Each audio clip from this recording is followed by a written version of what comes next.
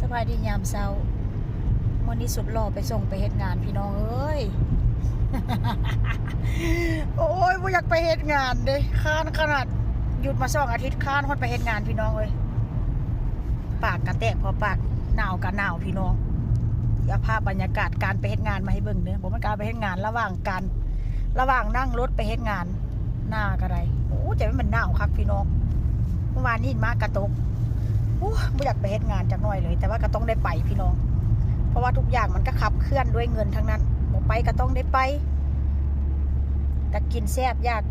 นอนอุ่นนอนอยู่ดีกินดีก็ต้องได้เฮ็ดงานพี่น้องอยู่ไสก็ต้องได้เฮ็ดงานเหมือนจะภาพบรรยากาศข้างนอกให้เบิ่งหนาวซ้ำใด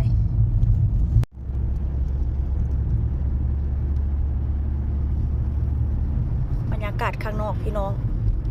หนาวจอยเอาใส่ how much มีแต่3 องศาพุ่นนะเมื่อวานนี้หินมาตกยังมีร่องรอยของมันอยู่เด้อข่าวจานพานอยู่พี่น้องพุ่นนะอยู่เทิงภูเขาพุ่น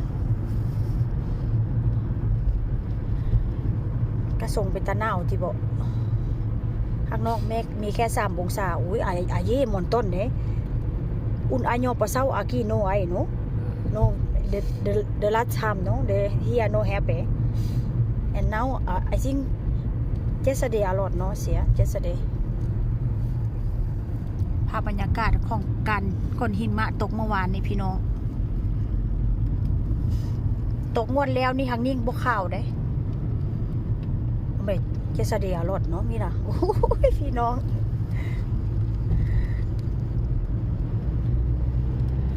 เบิ่งภูเขาพุ่นข่าวจูนพูนเห็นสะพานตัวนี้คือเพราะสะพานอยู่กรุงเทพพี่น้องสะพานแค่นหันบ่ก็จะห้องสะพานนี่ยังอยู่กรุงเทพเห็นแล้วเกิดหอดบ้านโอ้ยอาชีเห็นมาพี่น้องบรรยากาศค่อนข้างซบเซาได้จักหน่อยหน้าหนาวก็จะเป็นประมาณนี้แหละอย่ารอดเช่เนาะ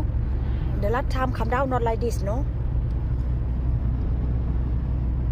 ตกสิตกรอบแล้วนี่บททั่วถึงแบบนี้ได้โน่เดี๋ยวรัดเยียนอตไลดิเซโน่รัดเซโน่รัดเยียเวนวีโกทูอัพเนาะตกรอบแล้วนี่โบเป็นจังซีได้พี่น้องเหมือนแม่ข่าวจูนพูนอยู่บ้านค่อยไปเฮ็ดงานพวกละตกรอบแล้วนี่มันโบเห็นมันโบหึงคันแบบอันตกขนาดนี้แต่ว่าเมื่อวานนี้ตกทั้งวันทั้งคืน